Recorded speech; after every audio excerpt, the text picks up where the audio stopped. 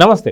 సలార్ ఒక ప్రభంజనంలా దూసుకెళ్తుందని చెప్పుకోవాలి. అయితే బాలీవుడ్ కా బాద్షా అని కూడా తలదన్నేలా కలెక్షన్స్ కొల్లగొడుతున్నాడు. మొత్తానికి సలార్కి ఎలాంటి కలెక్షన్స్ వస్తున్నాయి, ఎలాంటి ప్రభంజనం క్రియేట్ చేస్తుందో ఇప్పుడు చూద్దాం. సార్ నమస్తే. నమస్తే. సార్ మొత్తానికి సలార్ అనుకున్న స్థాయిలో కన్నా ఇంకా బాగా భయంకరంగా దూసుకెళ్తుందని చెప్పుకోవాలి. ఎందుకంటే ఒక పక్కన బాలీవుడ్, ఇంకో పక్కన హాలీవుడ్, ఈ రెండింటిని కూడా తలదన్నుకుంటూ వెళ్తున్నాడు సలార్. అదే మొత్తానికి బాలీవుడ్ నుంచి డంకీ కావచ్చు, హాలీవుడ్ నుంచి ఆక్వామ్యాన్ 2 కావచ్చు, ఈ రెండు అంతటి పెద్ద భారీ స్థాయిలో ప్రమోషన్స్ చేసుకొని వచ్చిన ఎటువంటి ప్రమోషన్స్ లేకుండా దూసుకెళ్తున్నాడు సలార్ అని చెప్పుకోవాలి. అయితే మొత్తానికి ఈ 3 రోజుల కలెక్షన్స్ ఎలా ఉన్నాయి, ఎవరిది పై చేయి అనుకోవచ్చు? మీరు చెప్పాలంటే ఎటువంటి ప్రమోషన్స్ లేకుండానే మాట హైలైట్ చేసుకోవాలి. ప్రమోషన్స్ చేయలే అసలు వాళ్ళు. ఎందుకంటే ప్రమోషన్ చేసి ఉండి RRR లాగా టికెట్ల రేట్లు పెంచుకుని ఉంటే ఈ కలెక్షన్స్ ఇంకొక మొత్తంలో ఉండేది, ఇంకో ఫిగర్లో ఉండేది. అయినా సరే 3 రోజులకి 330 కోట్లు వసూలు చేయడం అంటే మామూలు విషయం కాదు. 3 రోజులకి 330 కోట్లు అంటే గ్రాస్ పరంగా చూసుకుంటే దాదాపు 180 కోట్లు షేర్ వచ్చింది. గ్రాస్ పరంగా 330 కోట్లు ఉంటే 185 కోట్లు షేర్ వచ్చింది. కాబట్టి ఆ లెక్కన చూసుకుంటే ఇది దాదాపు 1000 కోట్లు వసూలు చేయబోతుంది అనేది మనకి స్పష్టం అవుతుంది. అయితే మొత్తానికి ఇది December 22 రిలీజ్ అయింది. దాదాపు ఇప్పుడు రిలీజ్ అయ్యాక 3 రోజులు మాత్రమే అవుతుంది.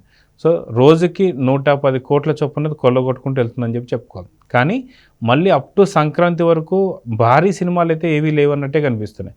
సో ఈ రకంగా చూసుకుంటే సలార్ మళ్ళీ సంక్రాంతి వరకు తన హవా చూపించగలుగుతా అనుకుంటే దాదాపు చూపించే అవకాశాలు ఎక్కువ ఉన్నాయి. అంటే ఇప్పుడు సలార్ పరంగా వసూలు చేస్తే ఎంత మిగులుతుంది, దీనికి ఎంత ఖర్చు అయింది, ఎంత వసూలు చేస్తున్న లెక్కలు కూడా కావాలి. కాబట్టి ఈ సినిమా నిర్మాణానికి అయిన ఖర్చు దాదాపు 400 కోట్ల రూపాయలుగా చెప్తున్నారు. అంటే దీంట్లో రెమ్యునరేషన్, ప్రభాస్ రెమ్యునరేషన్ 100 కోట్లు, దాంతోపాటు లాభాల్లో ఒక 10% షేర్ ఉంటుందట. మరి ప్రశాంత్ నీల్కి ఇచ్చింది ఒక రెమ్యునరేషన్ ఒక 50 కోట్లు, ఆ తర్వాత మిగతా నటినట్ల ఖర్చు అంతా 50 కోట్లు, అంటే ఒక 200 కోట్ల రూపాయలు ఇలా రెమ్యునరేషన్కి అయిపోతే మిగతా 200 కోట్ల నిర్మాణపరమైన ఖర్చు. అట్లా 400 కోట్లు వసూలు అయితే కానీ ఈ సినిమాకి సేఫ్ జోన్లోకి రాదు, బ్యాలెన్స్ అవ్వాలంటే. మరి అలాంటప్పుడు దీనికి ఎంత వచ్చింది డబ్బులు? బ్రేక్ ఇప్పుడు ఓటీటీ రూపంలోనే 350 కోట్లకి నెట్ఫ్లిక్స్కి అమ్మారట. అంటే దాదాపు వచ్చేసినట్టేగా. ఒక ఓటీటీ డిజిటల్ రైట్స్లోనే 350 కోట్లు వచ్చేసిందంటే ఇక 200 కోట్ల రూపాయలు అక్కడ దాదాపు కనిపిస్తుంది కదా షేర్ రూపంలో. మరి అంతే బ్రహ్మాండమైన లాభాలని చెప్పుకోవాలి ఈ సినిమా. 3 రోజులకే ఈ సినిమా ఇలాంటి ఉంది.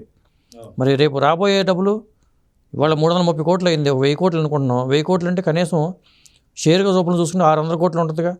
600 కోట్లు 700 కోట్లు షేర్ రూపంలో కనిపిస్తుంది. మరి ఆ 700 కోట్లు ప్లస్ 350 కోట్లు ఓటీటీ రైట్స్ కొనుక్కుంటే ఎంత అవుతుంది? 1000 కోట్లు షేరే వచ్చి కనపడుతుంది. మరి ఇది చిన్న సినిమా ఎట్లా అవుతుంది? కాకపోతే ఈ సంవత్సరం వచ్చిన సినిమాల్లో షారుఖ్ ఖాన్ ఏంటంటే ముందున్నాడు కొద్దిగా. అంటే అతనికి పఠాన్ 1000 కోట్లు, జవాన్ 1000 కోట్లు, దాదాపు 2000 కోట్లు, డంకీ కూడా కలుపుకుంటే 3 కలిపి దాదాపు 2000 కోట్లు పైచలకే ఉంటుంది. కాబట్టి ఒక రికార్డు అతనికి ఉంది షారుఖ్ ఖాన్కి. 3 సినిమాలు ఒకే ఏడాది వచ్చినాయి కాబట్టి. ఆదిపురుషుకి వచ్చేసరికి ఏమైందంటే ప్రభాస్ ఆ 350 కోట్లు తప్పి ఆదిపురుషుకి రాలా. ఇప్పుడు ఇది ఒక 1000 కోట్లు అనుకుంటే 1000 ప్లస్ ఆ 350 కలుపుకుంటే 1150 అవుతుంది కదా. అక్కడ కొద్దిగా వెనకబడ్డాడు. కానీ సింహం సింగిల్గా వస్తుంది అనుకుంటే మాత్రం ఆ లెక్క ప్రకారం అయితే ప్రభాస్ హవా అని చెప్పాలి. అయితే ఇది ఇప్పటికే షూటింగ్ పార్ట్ 2 కూడా పూర్తి స్థాయిలో కంప్లీట్ చేసుకుందని చెప్పేసి అయితే అంటున్నారు. సో ఒకవేళ పార్ట్ 2తో కూడా కంపారిజన్ చేస్తే సేమ్ ఏదైతే తీసుకున్న పార్ట్ తీసుకున్నతో ఒకటే 200 కోట్లతోనే కంప్లీట్ అవుతుంది. మళ్ళీ పార్ట్ 2కి అయితే మళ్ళీ తీసుకోరు. కాబట్టి దీన్ని ఎలా చూడాలంటారు? ఇది సలార్ అనేది ఒకే సినిమా కింద చూడాలంటారా, లేకపోతే 2 పార్ట్ల కింద చూస్తే ప్రొడ్యూసర్ మంచి లాభాల్లో ఉండే అవకాశం ఉందంటారు కదా? ఇప్పటికే లాభాలకు వెళ్ళిపోయాడండి. పార్ట్ 2తో నిమిత్తం లేకుండా లాభాలకు వెళ్ళిపోయాడు.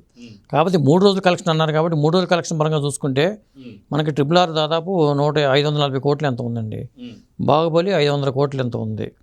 ఆ లెక్కను చూసుకుంటే ఆ స్థాయిలో లేదు ఇది. ఇప్పుడు KGF కానీ ఇవి కానీ చూసుకుంటే అంటే లాంగ్ రన్లో ఎలా ఉందని చూసుకోవాలి. ఇప్పుడు ఈ లాంగ్ రన్లో ఈ సినిమా ఎంత వసూలు చేస్తుంది అనేది చూడాలి. ఫస్ట్ డివైడ్ టాక్ కొంతమంది డివైడ్ టాక్ అన్నారు. ఆ తర్వాత ఇప్పటికి కూడా కొంతమంది ట్రోల్ చేసేవాళ్ళు ఉన్నారు. ఒక వర్గం కావాలనే నార్త్ ఇండియాలో కొంత దీని మీద కొద్దిగా కలెక్షన్స్ రాకుండా ఒక వర్గం అడ్డుకుంటుందని టాక్స్ అయితే ఉన్నాయి. నార్త్ ఇండియా అంతా వీళ్ళు సౌత్ వాళ్ళు బాగా దూసుకుపోతున్నారని కక్ష కట్టి కొంత ఈ సినిమాకి నెగిటివ్ ప్రచారం చేస్తున్నారనే టాక్ అయితే ఉంది. కొంతమంది నార్త్ ఇండియన్ హీరోలు కానీ ఎందుకనో కానీ మొత్తానికి ప్రభాస్ మీద కోపంతోనో ఏదైనా కానీ అక్కడ ఒక నెగిటివ్ ప్రచారం చేస్తున్నారు. చేసినా కానీ సినిమాలో దమ్ముంటే ఎవడైనా చూస్తారండి, ఖచ్చితంగా చూస్తారు. మొత్తానికి ప్రశాంత్ నీల్ ఇంత షార్ట్ పీరియడ్లోనే ప్రపంచ రికార్డులు ఏదైతే మనకున్నాయో తెలుగు ఇండస్ట్రీకి సంబంధించి కావచ్చు, ఆయన 3వ స్థానంలో ఉండడం అనేది ఎలా చూడొచ్చు అంటారు? అంటే ప్రశాంత్ నీల్ మొదటి నుంచి ఆ జాగ్రత్తలు తీసుకున్నాడండి. అతనికి కొన్ని ఫిక్స్డ్గా అతను షార్ట్స్ ఉంటాయి. ఆయన ఫోకస్ అంతా వాటి మీదే ఉంటుంది. మిగతా కథ ఇటుపోయినా పర్లేదు, ఇవి పండాయా లేదా అని చూసుకుంటాడు. చూసుకున్నప్పుడు అవి ఖచ్చితంగా పండినాయి. ఇప్పుడు ఈ సినిమా మీద కొంతమంది ఎవరైతే డిబేట్ టాక్ చెప్తున్నారో వాళ్ళందరూ ఆ విషయం తెలుసుకోవాలి. అతను ఏ పాయింట్ అయితే అనుకున్నాడో అవి హిట్ అయినాయి. ఇంటర్వెల్ ముందు వచ్చే ఫైట్ కానీ, ఆ తర్వాత చిన్నపిల్లలతో ఆడపిల్లల్ని చేసే సన్నివేశంలో వచ్చే ఫైట్ కానీ, ఇలాంటి ఒక 3 ఫైట్స్ ఎలివేషన్స్ మామూలుగా లేవు. అవి చాలా అతనికి. ఇంకా సినిమా ఎట్లా ఉండేది, కథ ఎట్లా ఉండేవాడు, జనాలకి ఏం కావాలి, గూస్ బంప్స్ ఉన్నాయా లేవా, అవి ఉంటే చాలు. ఒక్క సన్నివేశం ఉన్నా, ఒక ఫైట్ ఉన్నా సరిపోద్ది. ఒక ఇంటర్వ్యూల ముందు ఒక ఫైటు, క్లైమాక్స్లో ఒక ఫైటు, 2 ఫైట్లతో సినిమాలు ఆడించిన సందర్భాలు చాలా ఉన్నాయి. ఇప్పుడు కొన్ని సినిమాలు ఉంటాయి, కొన్ని సినిమాలు ఎమోషనల్ సన్నివేశాలు ఉంటాయి, కొన్ని ఎమోషన్ పండలేదు అనేది ఒకటి ఉంది. ఇక్కడ మదర్ సెంటిమెంట్ కానీ, ఫాదర్ సెంటిమెంట్ కానీ, ఫ్రెండ్షిప్లో ఉన్న ఎమోషన్స్ కానీ అంత క్యారీ అవ్వలేదనే అనేవాళ్ళు ఉంటారు. ఇప్పుడు నువ్వే కావాలి సినిమాలో కేవలం ఒకే ఒక ఎమోషనల్ సన్నివేశం ఉందండి. అది ఆ ఒక్క సన్నివేశం వల్ల సూపర్ డూపర్ హిట్ అయిపోయింది. నువ్వే కావాలి ప్రేమను వ్యక్తం చేసుకునే సన్నివేశం ఒకటి ఉంటుంది ఆ సినిమాలో. అదే సినిమా ఆ ఆయువు పట్టు సినిమాకి. అట్లాంటి ఆయువు పట్టులు దీంట్లో 3 ఉన్నాయి. ఈ కథలో మూడు చోట ఆయువు పట్టు ఉన్నాయి.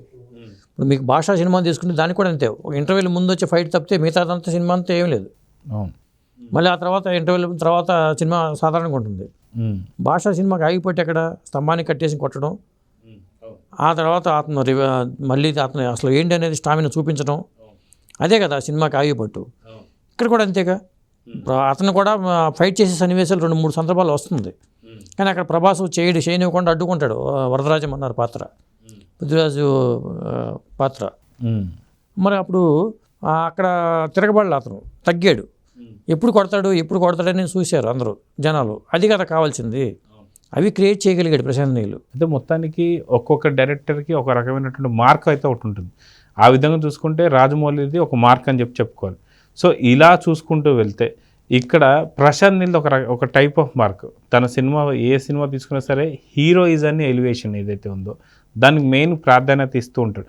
పక్కనున్న క్యారెక్టర్స్, అమ్మ క్యారెక్టర్ కావచ్చు, మిగతా ఏది క్యారెక్టర్స్ ఉన్నా సరే హీరోకి సంబంధించిన క్యారెక్టర్ మీద చాలా ఫోకస్డ్గా ఉంటాడు. సో ఈ సినిమాలో ఫోకస్ ఎలా అనిపించింది అంటారు? 100% న్యాయం చేశాడు ఇక్కడ. అంటే రాజమౌళి కూడా అలాగే ఉంటుంది హీరోయిజం ఎలివేషన్, కానీ ఈ స్థాయిలో రాజమౌళి చేయడు. అంటే కొంత స్టోరీ పైన కూడా స్టోరీ మీద ఎమోషన్ మీద ఎక్కువ దృష్టి పెడతాడు, ఫోకస్ పెడతాడు. చెప్పాలి అది కరెక్ట్. ఎందుకంటే ఒక్కొక్కసారి ఇవి వర్కౌట్ అవ్వవు ఇలాంటివి. ఇప్పుడు అతను తల నరుగుతాడు కదా సన్నివేశంలో రాజమౌళి సన్నివేశం, ఇది కూడా దీంట్లో అంతే కదా. అక్కడ కూడా అతను నరికేస్తాడు. అట్లా దీంట్లో కూడా క్యారీ అయింది. కాకపోతే ఎలివేషన్స్ ఎక్కువ ఉన్నాయి. కేజీఎఫ్లో యష్ని ఎట్లా ఎలివేట్ చేశాడు, కేజీఎఫ్ రాకముందు యష్ ఎవరికి తెలియదు.